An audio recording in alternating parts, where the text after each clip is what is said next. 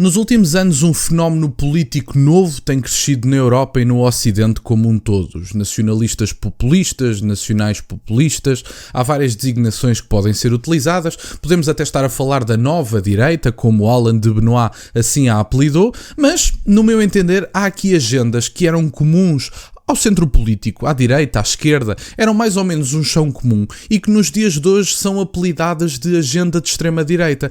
E eu no dia de hoje tenho aqui um excerto de uma intervenção de Paulo Portas, de 2008, que mostra claramente que o que mudou não foram as pessoas que votam no Chega, não foi o André Ventura que se radicalizou, não foi a Rita Matias que se radicalizou. O que aconteceu foi que a sociedade virou de tal maneira à esquerda que agora encararmos agendas que eram chão comum entre a esquerda e a direita é uma forma de extremismo de direita. Mas isto em Portugal foi inaugurado principalmente, diria eu, por António Costa. Mas enfim, vamos ver, meus caros, esta intervenção de Paulo Portas, que eu acho que é digna de ser vista, e fazer uns breves comentários quando ela terminar, que eu acho que é uma intervenção que nos pode elucidar sobre aquilo que é a viragem à esquerda que a sociedade teve e que agora está novamente a voltar à direita. Vamos ouvir o ex-líder populista, ou populista da década passada, Paulo Portas. Na questão da imigração, que para mim é muito séria, e sobre a qual não é fácil falar. Bom, Portugal tem-se medo de dizer as coisas. Vou-lhe dizer duas que são suficientemente polémicas. Em período de aumento de desemprego, é prudente ter uma política de imigração mais restritiva. Estou inteiramente convencido disto. E as pessoas sabem que isto é verdade. Dizê-lo é cair o carne e a trindade. Já houve permeabilidade. Eu entendo que na política de imigração Portugal só deve aceitar quem pode integrar. E em relação àqueles que aceita, integra com toda a justiça. Entendo que a política de imigração deve passar de um ato administrativo, que é o visto, para um contrato. Com direitos, mas também com deveres. Qual é o primeiro dever de uma pessoa que procura Portugal? Respeitar as leis portuguesas. Cometer crimes, por exemplo, significa, obviamente, a muito provável possibilidade de perder o direito de estar em Portugal. A mesma coisa em relação à lei da nacionalidade, onde não se pode estar a dar a nacionalidade portuguesa a quem não respeita as leis portuguesas. Não se discute o valor da pensão mínima. São 600 mil pessoas. Paulo Magalhães, são 236 euros que as pessoas têm para viver por mês. Bom, e portanto, a minha prioridade, eu aqui sou muito duro, mas sou muito claro, a minha prioridade é aumentar as pensões, fazer um esforço maior na questão das pensões e ser muito mais rígido na fiscalização do rendimento mínimo. Leonete, eu acho que o rendimento mínimo, em muitos casos, é um subsídio à preguiça. É estar a dar dinheiro a quem não quer trabalhar. E não é possível que, em relação, que isto é profundamente injusto em relação a quem trabalhou toda a vida. Bem, como é que se pode passar da generalização para o concreto? Há bocadinho como falou a fiscalização Portas, há bocadinho falou do... Na imigração, esta lei que foi laxista, que permitiu entradas a mais, foi votada pelo PS e pelo PSD. Bom, meus caros, Paulo Portas, extremista de direita, nacional-socialista, populista, diria, e portanto aqui temos Paulo Portas, que em 2008 defendia muitas das agendas que hoje critica na maior parte dos líderes nacionais populistas. Paulo Portas, para quem não sabe, tem um programa ao domingo na CNN, onde ele fala semanalmente a fazer comentário político do ponto de vista internacional, e diga-se de passagem, nota-se que é uma pessoa que faz um trabalho de casa forte para fazer aquele comentário. Traz muita informação interessante para fazer aquele comentário, mas faz constantemente fretes a líderes centristas que hoje em dia não defendem o que o próprio em 2008 defendia. E, aliás, o próprio arrogava-se de combater o politicamente correto, porque caiu ao carme e a trindade se dissessem determinadas coisas. Portanto, mudam-se os tempos, mudam-se as vontades, e essa é a verdade. Mas eu tenho aqui algumas notas. Esta questão do combate ao politicamente correto e de já em 2008 não se poder dizer determinadas coisas, parece que afinal é verdade. Parece que afinal tem um fundo de verdade com o qual Paulo Portas concordava em 2008.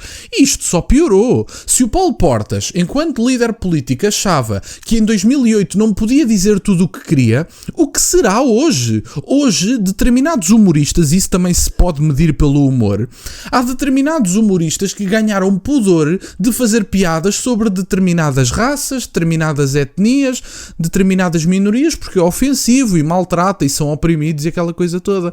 Eu acho que as pessoas têm, do ponto de vista do humor, de fazer humor, têm todas o mesmo direito de ser gozadas. Eu diria, toda a gente tem o direito de ser gozado, independentemente da sua raça, etnia e religião.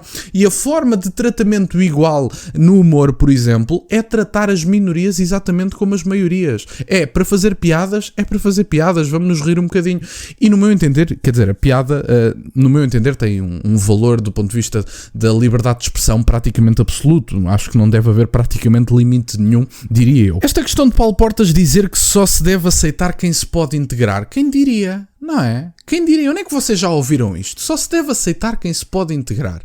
Quem é que diz ao dia de hoje que só pessoas que têm capacidade ou proximidade cultural e que não venham trazer problemas à cultura portuguesa é que se devem trazer para Portugal e integrar? Já ouviram este discurso em algum lado? É verdade.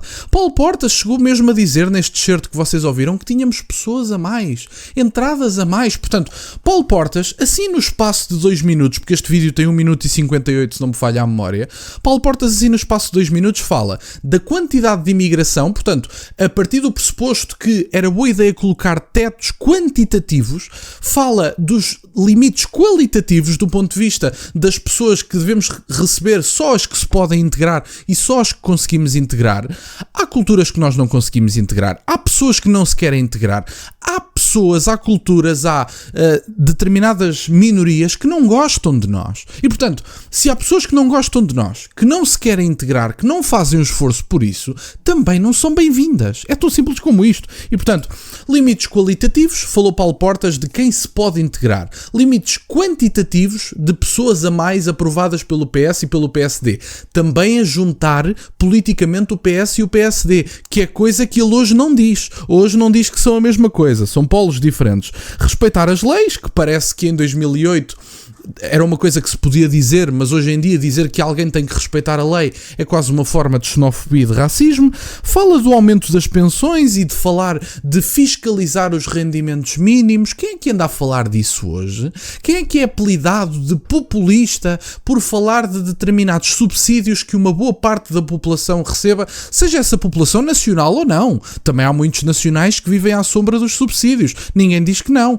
Mas seja uma parte ou outra, o que é facto é que fiscalizar esses mesmos rendimentos e dá-los a quem verdadeiramente precisa, olhem, nomeadamente uma pessoa que tenha alguma deficiência impeditiva do ponto de vista laboral, que a impeça de trabalhar e que seja uma coisa, nomeadamente até mesmo antigos combatentes que tenham vindo do ultramar e que são pessoas que não conseguem exercer porque vieram do ultramar muito maltratadas e etc. Isso são pessoas que verdadeiramente precisam. Agora eu pergunto, o que é que um imigrante indostânico da minha idade, com corpo para trabalhar, vem para Portugal receber um subsídio? Por que raio é que essa pessoa está a receber um subsídio? Tem corpo para trabalhar, não quer trabalhar, não tem que ganhar nada. E também se não está a trabalhar tem que sair. Eu vi há pouco, há 1 hora ou 2 atrás, um fact-check do Polígrafo, aquela declaração de André Ventura em que ele dizia, segundo dados da Pordata, portanto estes dados existem. Estas pessoas alegam que são dados descontextualizados, mas os dados que André Ventura disse existem. Mas vamos partir do pressuposto que estes dados não existem. André Ventura disse num debate que 300 mil pessoas eram as que estavam a trabalhar. Há dados da Pordata que fala um bocadinho disso, mas pelos vistos o Polígrafo discorda do enquadramento desses dados.